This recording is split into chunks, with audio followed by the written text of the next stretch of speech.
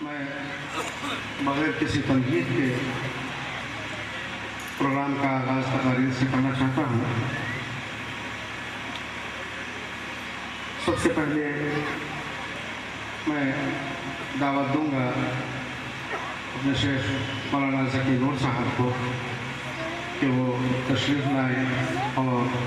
حقوق العباد کے موضوع پر گفتگو فرمائیں اور ہم لوگوں کو محظوظ فرمائیں۔ مولانا ذکی نور صاحب کا تعارف تو آپ نے سن ہی لیا ہے ہمارے نور بھائی سے، اور اس کی کوئی زیادہ ضرورت محسوس نہیں کرتا۔ تو شیخ محمد ذکی نور صاحب۔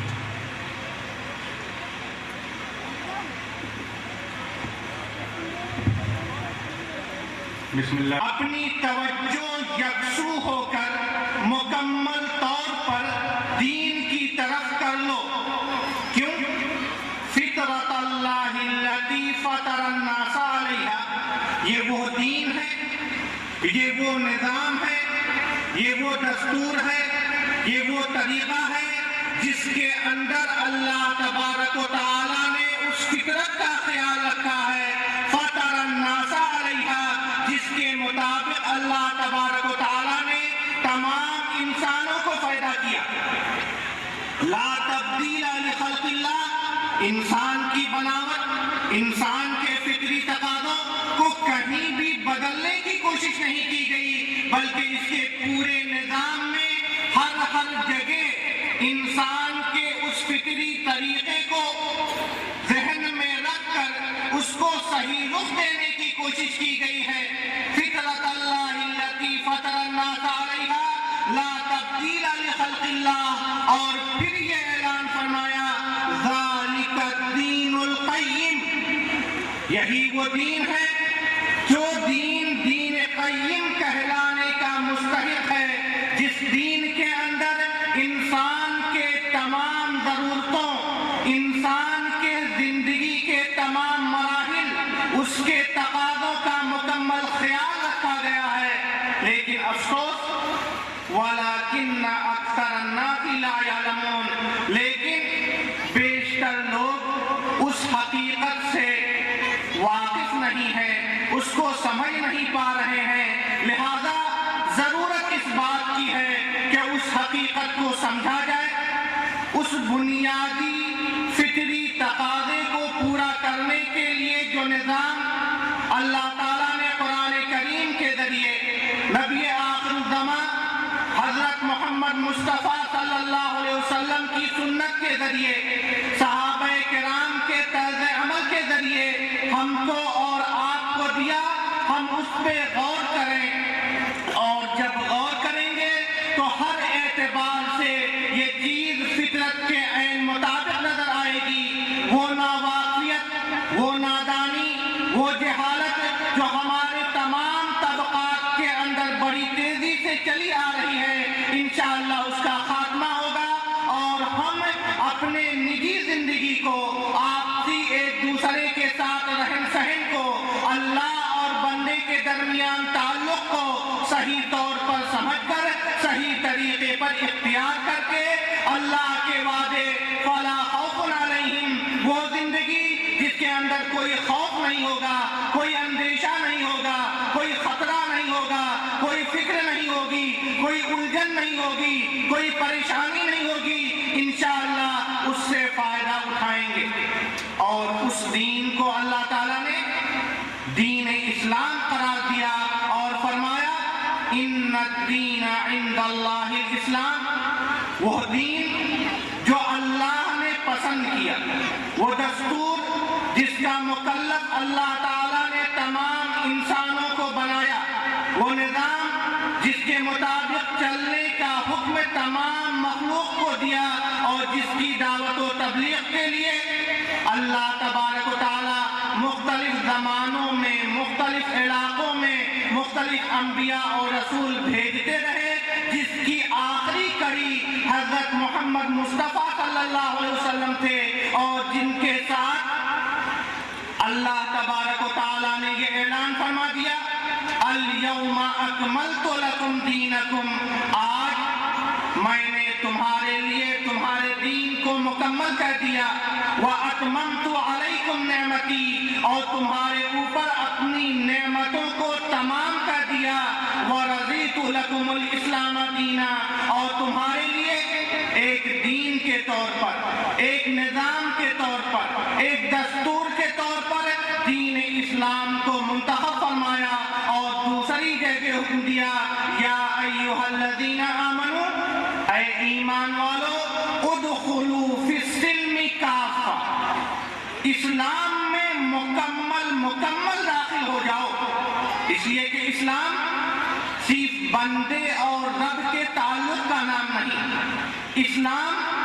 صرف عقائد کا نام نہیں، اسلام صرف عبادات کا نام نہیں، اسلام صرف عبادات اور معاملات کا مجموعہ نہیں، اس کے اندر عقائد بھی ہیں، اس کے اندر عبادات بھی ہیں، اس کے اندر معاملات بھی ہیں، اس کے اندر اخلاق بھی ہے، اس کے اندر ایک دوسرے کے ساتھ رہنے اور سہنے کا طریقہ بھی ہے، اور جب ان تمام طریقوں کو انسان اختیار کرے گا،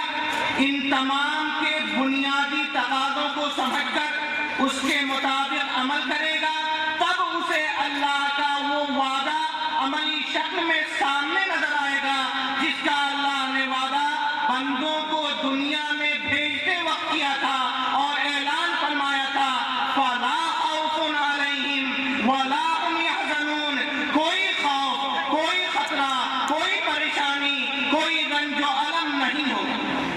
آج یا کسی بھی ایک مجلس میں کسی بھی ایک بڑے سے بڑے عالم شخص کے لیے یہ ناممکن ہے کہ مکمل اسلام کی ترجمانی کر سکے، اور مجھ جیسا شخص جو شاید ایک موضوع کے بعد گوشوں کو بھی مکمل طور پر اجاگر نہ کر سکے، لیکن میں کوشش کر رہا ہوں کہ منتظمین نے حقوق العباد کے سلسلے میں مجھے مکلف کیا ہے کہ میں اس سلسلے میں آپ سے ہم کلام ہوں، تو اس کے کچھ پہلو کو آپ کے سامنے پیش کرتا ہوں۔ حضرات، اللہ تبارک و تعالیٰ نے قرآن کریم میں فرمایا، یا ایھا الناس، اے لوگو، انا خلقناکم من ذکر و انثی، ہم نے تم تمام لوگوں کو ایک مرد حضرت آدم علیہ السلام اور ایک عورت حضرت حوا علیہ السلام کے ذریعے پیدا کیا، وَجَعَلْنَاكُمْ شُعُوبًا وَقَبَائِلَ،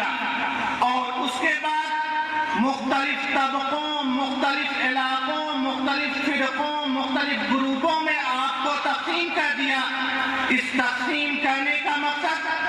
کسی ایک بنیاد پر فخر و تکبر کرنا، کسی ایک کی برتری یا کمتری کا فیصلہ صادر فرمانا، کسی کو رنگ کی بنیاد پر،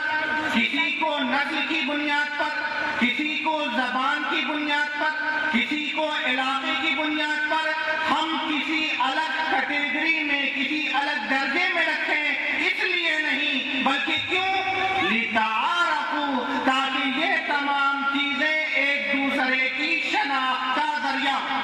کیوں؟ لِتَعَارَفُوا، تاکہ ایک دوسرے کو پہچان سکیں، ایک دوسرے کو سمجھ سکیں۔ اور واضح فرمان،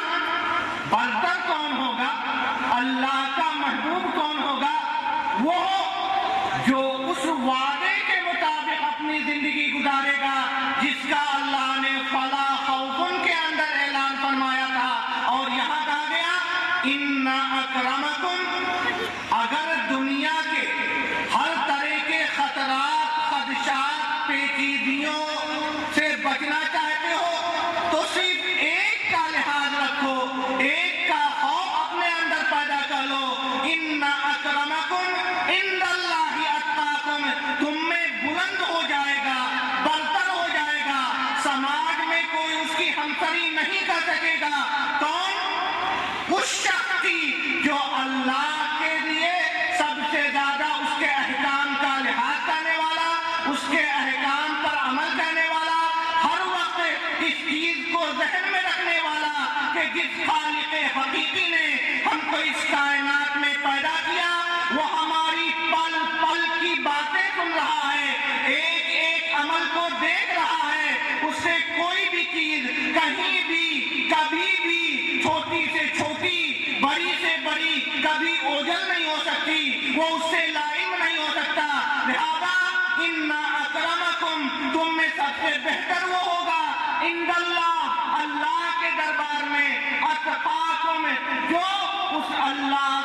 سب سے زیادہ ڈرنے والا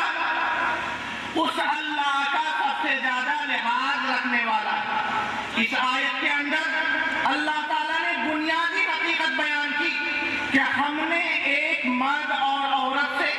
تمام کائنات کو جنم دیا، تمام انسانوں کو پیدا کیا۔ اب یہ انسان جب جنم لیتا ہے تو مختلف افراد دیکھنے میں الگ الگ اکائی، الگ الگ یونٹ ہوتے ہیں۔ یہ الگ الگ اکائیاں مل کر کے مختلف افراد کا ایک مجموعہ وجود میں آتا ہے تو ایک گھر بنتا ہے۔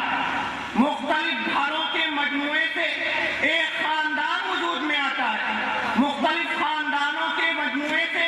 ایک سماج وجود میں آتا ہے، اور پھر مختلف الگ الگ سماج کو اللہ تبارک و تعالی ہم کو اور آپ کو متعارف کرانے کے لیے الگ الگ طبقات، قبائل، علاقوں میں تقسیم کرتے ہیں تاکہ ہم ان تمام کو جانیں، پہچانیں اور ایک دوسرے کے ساتھ مل بیٹھ کر وہ زندگی گزاریں جس کا وعدہ کیا گیا تھا، فَلَا خَوْفٌ عَلَيْهِمْ وَلَا هُمْ يَحْزَنُونَ۔ لہذا یہ سماج، یہ طبقہ، اس کے اندر جتنے بندے ہیں یہ تمام کے تمام اللہ کے بندے ہیں جنہیں عبد کہا جاتا، ان کی جمع عباد ہے، اور انہی بندوں کے تحت ہماری اور آپ کی الگ الگ اعتبارات سے جو ذمہ داریاں بنتی ہیں، جو حقوق ہم پر اور آپ پر عائد ہوتے ہیں انہیں حقوق کہتے ہیں، اور اسی کے مجموعے کا نام حقوق العباد ہے۔ گویا حقوق العباد کے اندر ایک بندے کا پوری انسانی سوسائٹی سے تعلق، ایک بندے کا اپنے مسلم اور دھرم کے تحت ملنے والے لوگوں سے تعلق، ایک بندے کا ان لوگوں سے تعلق جو مذہبی اعتبار سے ایک خیال میں جڑے ہوئے نہیں ہیں۔ اس کے اندر وہ تعلقات بھی آتے ہیں جو ایک شخص کسی دوسرے شخص کے ساتھ کرتا ہے، ایک ماں باپ کا اپنے بچے کے ساتھ معاملہ، بچے کا اپنے ماں باپ سے معاملہ، بیوی کا شوہر سے تعلق، شوہر کا بیوی کا تعلق، ایک رشتہ دار کا دوسرے رشتہ دار سے تعلق، سماج کے مالدار، غریب، متوسط طبقے، ان تمام طبقات کے لوگوں کا ایک دوسرے سے تعلق، اس سے تعلق جس کے اللہ تبارک و تعالیٰ نے سر سے اس کے باپ کا سایہ بچپن میں چھین لیا۔ لہذا اس کے اندر انسانی سماج آتا ہے، اس کے اندر مسلم برادری آتی ہے، اس کے اندر بڑے آتے ہیں جو ہمارے اور آپ سے عمر کے اعتبار سے ہم سے بڑے ہیں، ان کے اندر چھوٹے آتے ہیں، ان کے اندر رشتہ دار آتے ہیں، ان کے اندر پڑوسی آتے ہیں، ان کے اندر اولاد آتے ہیں، ان کے اندر میاں اور بیوی آتے ہیں، اس کے اندر والدین کا تذکرہ آتا ہے، اس کے اندر یتیموں کے تعلقات اور ان کے حقوق آتے ہیں، اس کے اندر مسکینوں کے ساتھ ہمارے اور آپ کے معاملات آتے ہیں، مسافروں کے تئیں ہماری اور آپ کی ذمہ داریاں آتی ہیں، ضرورت مندوں کی تئیں ہمارے اندر جو جذبات، جو خیالات ہونے چاہیے وہ چیزیں آتی ہیں۔ یہی نہیں بلکہ اسلام تو یہ بھی سکھلاتا ہے کہ دشمنوں کے ساتھ کیسا برتاؤ کرو، دشمنوں کے ساتھ کیسے پیش آؤ، وہ جو تمہارے جان کے پیچھے پڑے ہوئے تھے، جو تمہارے دعوت کے راستے میں روڑے اٹکا رہے تھے، جو کوئی ایسا مرحلہ، کوئی ایسا موقع ضائع نہیں جانے دینا چاہ رہے تھے کہ جس میں آپ کو، آپ کی دعوت کو، آپ کے ماننے والوں کو نقصان نہ پہنچایا جائے، جب ان کے ساتھ معاملے کا حکم دیا جاتا ہے تو جنگ کے موقع پہ کہا جاتا ہے ضعیف سے، بوڑھے سے، عورتوں سے، کسی طرح سے جنگ کے میدان سے دور رہنے والوں سے چھیڑخانی نہیں کرنا، ہاں اس سے پہلے ان کا رویہ تمہارے کہیں کچھ بھی نہ ہو۔ آپ کے چہیتے چچا حضرت حمزہ کے کلیجے کو کچا چبا جانے والوں کے ساتھ جب ایمان لاتے ہیں تو بہتری اور برابری کا وہ معاملہ کیا جاتا ہے کہ इंसानियत उस पर दंग रह जाती है। इन तमाम चीजों के बताने का मकसद इस्लाम उसी वक्त मुकम्मल होगा जब इंसान इन तमाम समाज की मुख्तलिफ इकाइयों के साथ अपने मामले को कुरान, हदीस और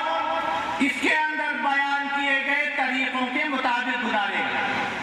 इसमें से एक मौजू पे भी अगर गुफ्तगू की जाए तो काफी वक्त दरकार है।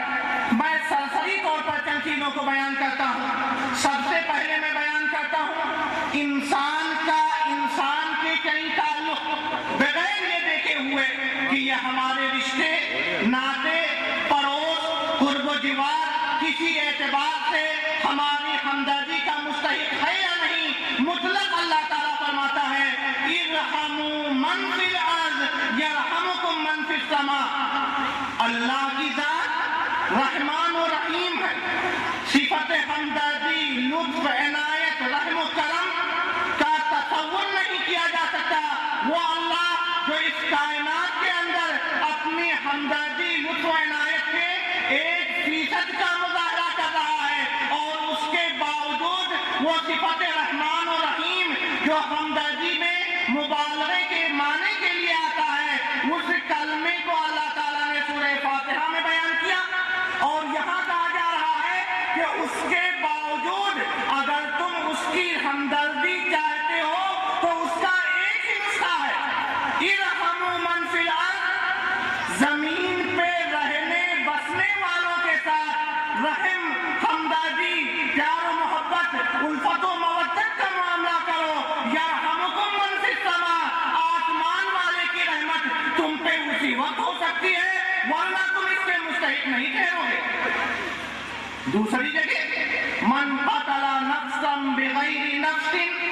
औ फसादिन फिल अर्ज़ फकअन्नमा क़तला अन्नास जमीआ। अगर किसी शख्स ने किसी एक इंसान का कत्ल किया, किसी एक इंसान की जान ली और उसका कोई जुर्म नहीं, उसने कोई गलत काम नहीं किया, तो कुरान करीम ये ऐलान करता है फकअन्नमा क़तला अन्नास जमीआ। वो इंसान एक फर्द का कातिल नहीं बल्कि पूरी इंसानियत का कातिल है। वमन अहयाहा, और जिसने किसी एक को जिंदगी बख्शी फकअन्नमा अहया अन्नास जमीआ, तो गोया वो तमाम लोगों को जिंदगी बख्श रहा है। यहाँ नहीं कहा जा रहा है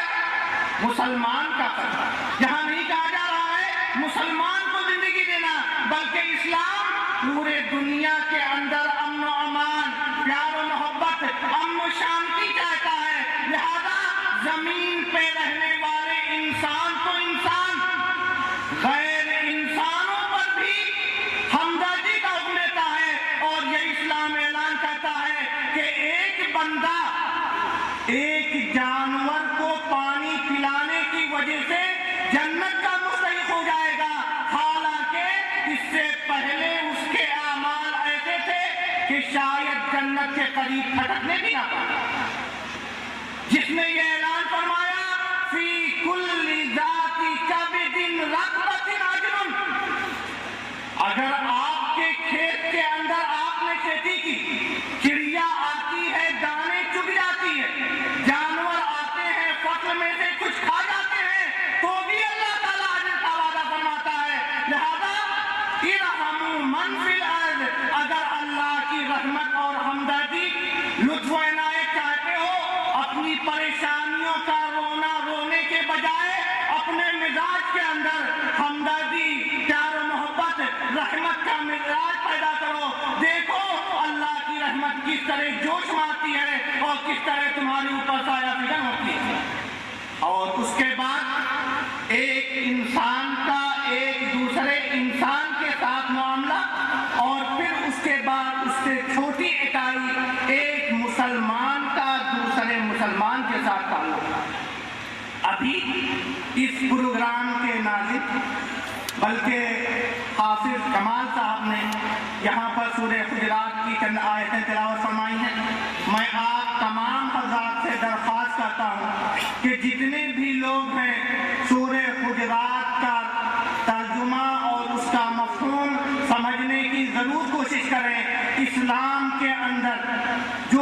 اسلام کے بارے میں اعتراضات کیے جاتے ہیں، جو بھی الزام تراشیاں کی جاتی ہیں، اس سورے کو پڑھنے کے بعد انسان کا ذہن صاف ہو جائے گا کہ اسلام زندگی گزارنے کے لیے کیا طریقہ چاہتا ہے۔ بہت سی صفات بیان کی گئی کہ ایک مسلمان کے اندر نہیں ہونا چاہیے، جس کے اندر یہاں تک کہا گیا لا یسخر قوم من قوم، کوئی شخص کسی دوسرے شخص کا مذاق بھی نہ اڑائے۔ بہت ممکن ہے کہ جس کو ہم کمتر سمجھ کر اس کا مذاق اڑا رہے ہیں، ہنسی ٹھٹھا کر رہے ہیں، وہ اللہ کی بارگاہ میں ہم سے کہیں بلند و برتر اور اعلیٰ و افضل ہو، جس کے اندر کہا گیا کہ ایک مسلمان کا کم از کم یہ فریضہ ہونا چاہیے المسلم من سلم المسلمون من لسانی و یدی، حقیقی مسلمان وہ ہے جس کی حرکتوں اور باتوں سے دوسرا مسلمان محفوظ رہے۔ والمؤمن من امنہ الناس علی دمائہم و اموالہم، اور سچا مومن اللہ پر ایمان و یقین رکھنے والا وہ ہے جس کے بارے میں لوگوں کو اتنا بھروسہ، اتنا اعتماد ہو کہ اس کی موجودگی میں اپنے لوگوں کی جان، مال، عزت و آبرو کو محفوظ سمجھتا ہو، اس کے پاس بغیر کسی ہچکچاہٹ کے اپنے مال اور دوسری چیزوں کو امانت کے طور پر رکھ سکتا ہو۔ اس اسلام کے اندر یہ اعلان کیا گیا واللہ لا یؤمن، وہ شخص مومن نہیں ہو سکتا۔ کون؟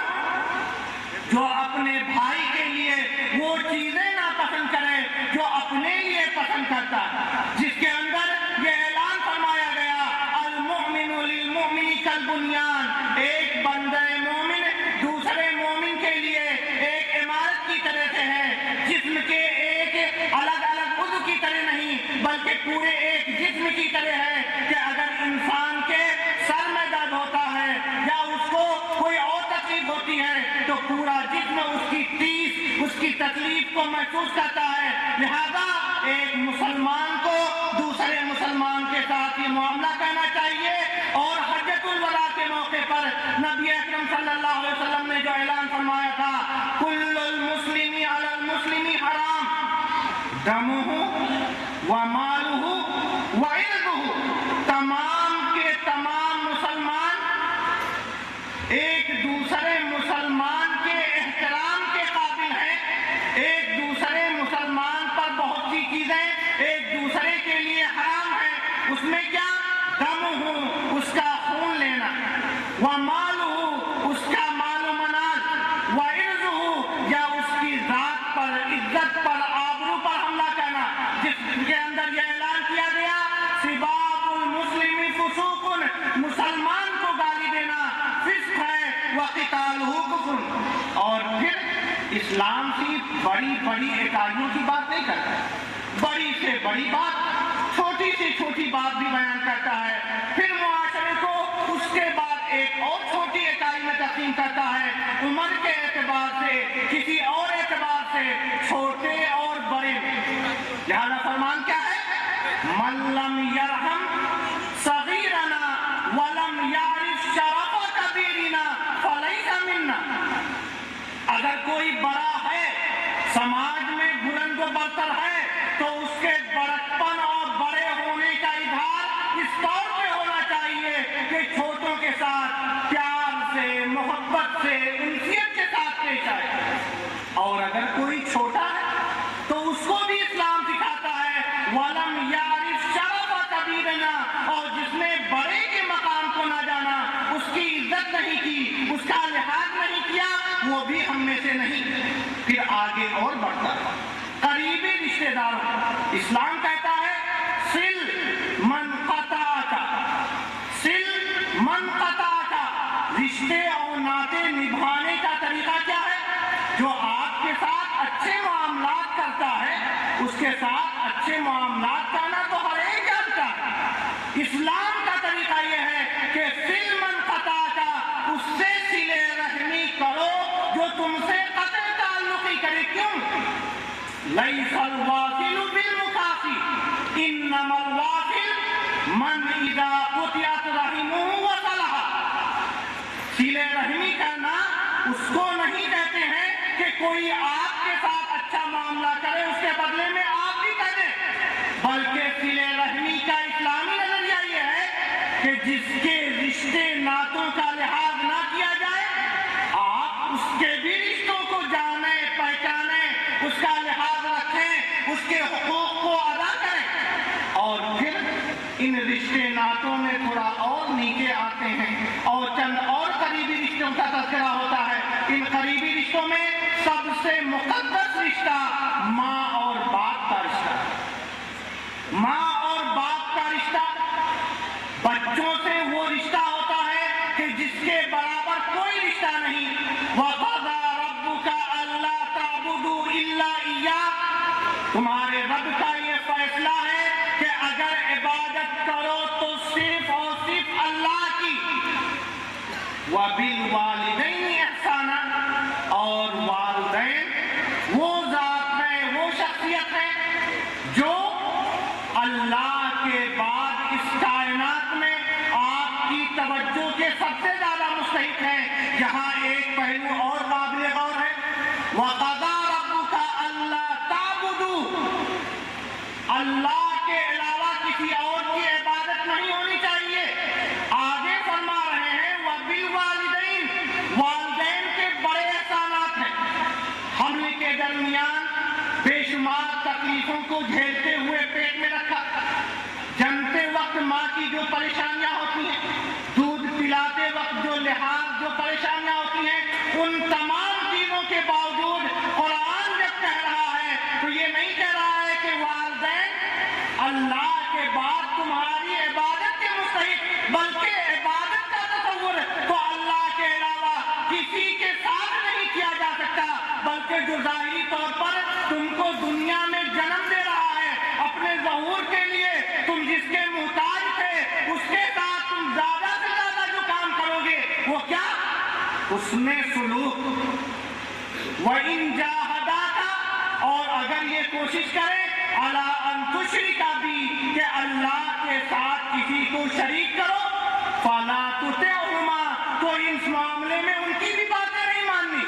لیکن والدین کا جو مقام ہے، جو مرتبہ ہے، جو بچے سے تعلق ہے، اس کے پیش نظر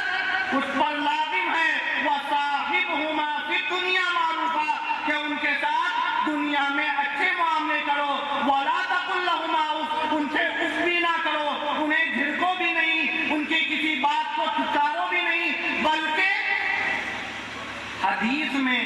یہاں تک آتا ہے من حسن اسلام المرء صلۃ الرجل من اہل ودیتی، والدین کے ساتھ حسن تعلق ان کی زندگی میں بھی ہوگا اور انتقال کے بعد یہ سلسلہ اس طور پر باقی رہے گا کہ جو والدین سے تعلق والے ہیں اس تعلق کو بھی نبھاؤ۔ تو یہ ایک بچے پر ماں باپ کے حقوق، لیکن کیا ماں باپ صرف ایک بچے کو اللہ تبارک و تعالیٰ نے ان کے توسط سے دنیا میں پیدا کر دیا اور وہ ان حقوق کے مکلف قرار پائے؟ ہرگز نہیں، بلکہ اللہ تعالیٰ نے جب انسان کو اس کائنات میں پیدا کیا تو اللہ تبارک و تعالیٰ نے ان والدین کا جو مقام اتنا بلند کیا، ان کے اوپر بھی کچھ ذمہ داریاں عائد کی، ان کی تعلیم و تربیت، ان کی پرورش، ان کے درمیان برابری کا معاملہ، ان کو غلط راستے پہ جانے سے منع کرنا، ہر خیر کا حکم دینا، ہر برائی سے منع کرنا۔ لہذا حدیث شریف میں آیا ما نحل والد ولدہ نحلۃ خیر من ادب حسن، ایک باپ اپنے بچے کو بہت کچھ دیتا ہے، جائز ناجائز کی بھی کبھی پرواہ نہیں کرتا ہے، لیکن اس کی خواہشات کو پورا کرنے کے لیے کہیں بھی پہنچ سکتا ہے، لیکن قرآن کہتا ہے، حدیث میں یہ اعلان نبی اکرم صلی اللہ علیہ وسلم کے ذریعے کیا جا رہا ہے کہ ایک باپ نے اپنے بچے کو جو سب سے عظیم چیز دی وہ کیا ہے؟ زندگی گزارنے کا بہتر طریقہ۔ آج ہم اور آپ غور کریں کہ ہم میں کتنے بچے ایسے ہیں جو اپنے باپ کے حقوق حقوق کا لحاظ کرتے ہیں، ان کا ادب کرتے ہیں، ان کی باتوں کو مانتے ہیں، ان کی ضروریات کے تئیں کھڑے ہوتے ہیں، اور ساتھ میں ہمارے بڑے بھی اس بات پہ غور کریں کہ کیا بچوں کے تئیں ہم نے اپنی ذمہ داریوں کو نبھایا؟ جس نبی نے ہمیں حکم دیا مروا اولادکم بالصلاۃ وہم ابناء سبع، اپنے بچوں کو دین کا عادی، نماز کا عادی بنانے کے لیے 7 سال سے ہی انہیں تلقین کرو، واضربوہم علیہا وہم ابناء 10، اور 10 سال پہنچنے پر بھی اگر وہ اس کا لحاظ نہ رکھیں تو ان کی غلطیوں پر تادیبی کارروائی کرتے ہوئے ان کو مار پیٹ بھی سکتے ہیں۔ کیا ہم نے ان کی تربیت کے اس پہلو کو اپنے ذہنوں میں رکھا؟ کیا ہم نے دیکھا کہ ہمارا بچہ کس انداز میں زندگی گزار رہا ہے؟ ہمارا بچہ گالی دیتا ہے، برے الفاظ سے اپنے پڑوسی آس پاس کے لوگوں کو بلاتا ہے، لیکن ہم اس پہ خاموش ہی نہیں رہتے، بسا اوقات تو اللہ معاف فرمائے ہم اس پہ خوش ہوتے ہیں۔ کیا یہ ماں باپ کی ذمہ داریاں ہیں اس دین میں جس میں ہم اور آپ پیدا کیے گئے، جس کے اندر اللہ تعالیٰ نے کسی طرح کے خوف اور رنج و الم کو دور کرنے کا وعدہ کیا؟ صرف ایک مطالبہ کہ ہم نے جو ہدایت بھیجی اس پر عمل کرو۔ آج ہم کس طرح سے یہ مطالبہ کر سکتے ہیں؟ کس طرح ہم رونا رو سکتے ہیں؟ کسی کے پاس جا کے کہہ سکتے ہیں میرا بیٹا میرا لحاظ نہیں کرتا، میری باتیں نہیں مانتا، میرے ساتھ ایسا معاملہ اور ویوہار کرتا ہے؟ کیا ہم نے کبھی غور کیا کہ جب ہمارے بچے چھوٹے تھے ہم نے ان کی تئیں اپنی ذمہ داریوں کو پورا کیا، ان کی تعلیم و تربیت کی طرف توجہ دی، ان کو سلیقہ سکھلایا، ان کو برائیوں سے روکا؟ کیا ان کے درمیان ہم نے برابری کا معاملہ کیا؟ جبکہ ہمارا نبی فرماتا ہے کہ اپنے ساؤ بین اولادکم، اگر تمہارے کئی بچے ہیں تو ان بچوں کے ساتھ معاملہ بھی برابر کرو۔ تم کیسے یہ امید رکھو گے کہ تم ایک بچے کے ساتھ خصوصی عنایت دکھاؤ اور دوسرے بچے کے ساتھ کوئی توجہ نہیں اور بعد میں یہ امید کرو کہ یہ تمہارے ساتھ اچھا معاملہ کرے؟ دونوں بھائی برابر تمہارے حقوق کا لحاظ رکھیں، تو جس طرح تم نے ان کو پالا پوسا ہے، جس طرح ان کے حقوق کا لحاظ رکھا ہے، اسی طرح کا پھل اس پودے میں اگے گا۔ تو یہ ممکن نہیں کہ آم بوئیے اور امرود اس میں سے آپ توڑ نہ سکیں۔ میرے بھائیوں، اس کے بعد ہمارے اور آپ کے پاس پڑوس رہنے والے جنہیں ہم پڑوسی کے نام سے جانتے ہیں، اسلام نے ان کو بھی فراموش نہیں کیا اور حکم دیا اور فرمایا واللہ لا یؤمن واللہ لا یؤمن واللہ لا یؤمن۔ حضرت عائشہ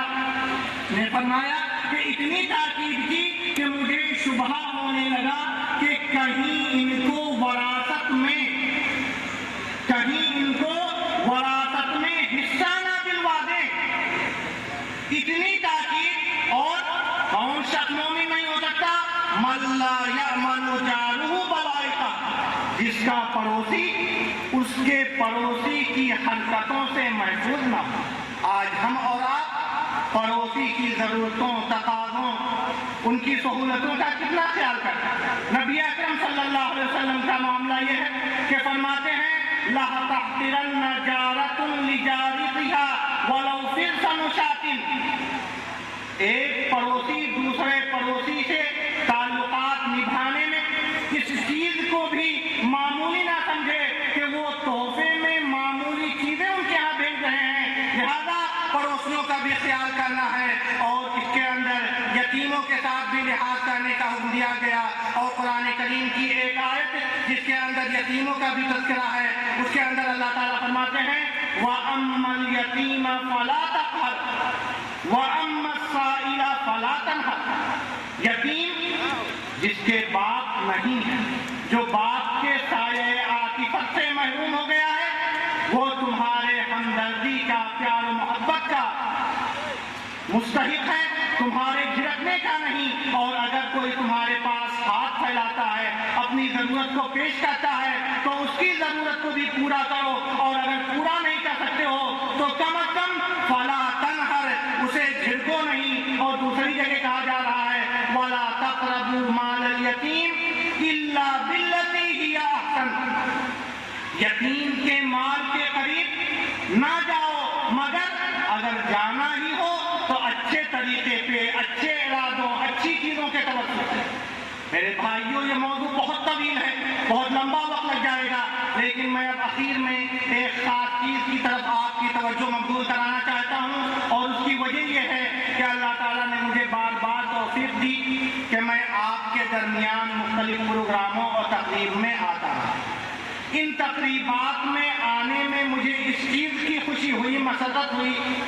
کہ ایک باپ، والدین، گھر کے بڑے اپنے گھر کے ان افراد کو جن کی تقریبات ہوتی ہیں، شادی بیاہ ہوتے ہیں، ان سے غائب درجہ ہمدردی، پیار، محبت اور تعلق رکھتے ہیں، اور ان کی خواہش ہوتی ہے کہ دل کھول کے جو کچھ ہو سکے اس میں لٹا دیا جائے۔ لیکن میرے بھائیوں، یہ کائنات پوری کی پوری ایک اکائی ہے۔ ہمارا اور آپ کا کوئی بھی معاملہ انفرادی نہیں ہے، ہمارے ہر معاملے کو سماج سے جوڑ کر دیکھے جانا چاہیے۔ لہذا جب ہم شادی بیاہ کرتے ہیں، میں نے دیکھا کہ یہاں پر شادی بیاہ کے موقعوں پر لوگوں نے دل کھول کر اپنے رشتہ دار بہنوں یا بیٹیوں کو وہ تحائف دیے کہ شاید ہر خاص و عام کے بس کی بات نہیں۔ ان کا جذبہ یہاں تک قابل قدر ہے کہ وہ اپنی بیٹیوں کے لیے بہتر سے بہتر کرنا چاہتے ہیں۔ لیکن میرے بھائیوں، آپ یہ بتائیں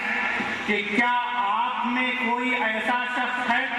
جو اس چیز کو پسند کرے کہ میں یہ دکھاتا پھروں کہ میں اپنی بیوی کے ساتھ یہ کرتا ہوں، میں اپنی بچی کے ساتھ یہ کرتا ہوں، میں اپنے لڑکے کے ساتھ یہ معاملہ کرتا ہوں، اس کے ساتھ یہ حسن سلوک کرتا ہوں؟ میرے بھائیوں، اگر آپ اپنے گھر والوں کے ساتھ معاملہ کرتے ہیں تو یہ سوچ کے کیجئے کہ یہ بچی آپ کی بچی ہے، جو اس چیز کو کبھی پسند نہیں کرے گی کہ آپ دنیا کو دکھائیں، دنیا سے کہتے پھریں کہ میں اپنی بچی کے لیے یہ کر رہا ہوں، لوگ دیکھیں، آپ نمائش میں کریں کہ یہ سامان دیے جا رہے ہیں، یہ چیزیں دی جا رہی ہیں۔ کیوں؟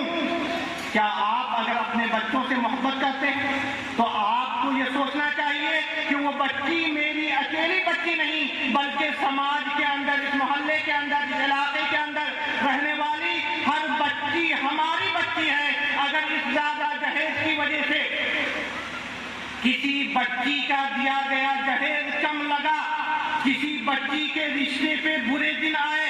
کوئی رشتہ بگڑا، اس میں دشواریاں اور پریشانیاں ہوئی، تو کہیں اس کا سبب ہم نہیں ہیں۔ اور حدیث میں ہے، من سن فی الاسلام سنتا سیئۃ فلہ وزرها ووزر من عمل بها، جو غلط رواج قائم کرتا ہے، غلط طریقے کو معاشرے میں رائج کرتا ہے، وہ اس قائم کرنے کا بھی گنہگار ہوگا۔ جو لوگ اس کے بعد اس طریقے کو اختیار کریں گے وہ تمام گنہگار ہوں گے۔ جن بچیوں کی شادی اس وجہ سے نہیں ہو رہی ہے کہ وہ دوسرے کے مقابلے کم جہیز دے پا رہے ہیں، جن بچیوں کو گھروں میں ستایا جا رہا ہے کہ تمہارے چچیری بہن کو فلاں چیزیں دی گئیں، تمہارے یہاں سے ہمیں نہیں ملا، وہ اپنے ذہنوں میں رکھیں کہ ہماری اس نمائش، ہماری اس جہیز، ہماری اس نام و نمود کی وجہ سے جتنی آفتیں آ رہی ہیں، کہیں نہ کہیں ہم ان تمام چیزوں کے کہیں ذمہ دار ہیں۔ لہٰذا میرے بھائیوں، دوستوں، ساتھیوں، آپ تمام لوگوں سے میں چاہتا ہوں کہ یہ اپیل کروں، دل کی گہرائیوں سے یہ درخواست کروں کہ میرے بھائیوں، جہاں تک ہو سکے جہیز کے معاملات کو کم سے کم کیجیے، اور اگر پہلے مرحلے میں کم نہیں کر پا رہے ہیں تو اس میدان میں کم از کم اس کی نمائش بند کر دیجیے۔ میں امید کرتا ہوں اور عہد دیتا ہوں، آپ تمام لوگوں سے چاہتا ہوں کہ آپ لوگ اپنے دل میں عہد کریں، اللہ سے تنہائی میں وعدہ کریں کہ اللہ، اگر میری وجہ سے کسی بہن کا، کسی بیٹی کا، کسی کا رشتہ بگڑا ہو، کسی کے اوپر اعتراضات کیے گئے ہوں، کسی کی توہین کی گئی ہو، تو اللہ تو اس کے گناہوں سے ہمیں بچا، اور آئندہ اس طرح کی حرکتوں سے ہمیں بچا جو معاشرے کے اندر کسی طرح کے بھی فساد کا سبب بنے۔ میرے بھائیوں، دوستوں، ساتھیوں، جو وقت مجھے دیا گیا تھا شاید اس سے کچھ زیادہ ہی میں نے لے لیا، اس لیے آپ تمام حضرات سے معذرت چاہتا ہوں، اور آخر میں دعا کرتا ہوں کہ اللہ تو ہمیں مکمل طور پر اسلام پر عمل کرنے کی توفیق عطا فرما، اور لا خوف علیہم ولا هم يحزنون کا جو وعدہ تو نے کیا تھا، اے اللہ اس کو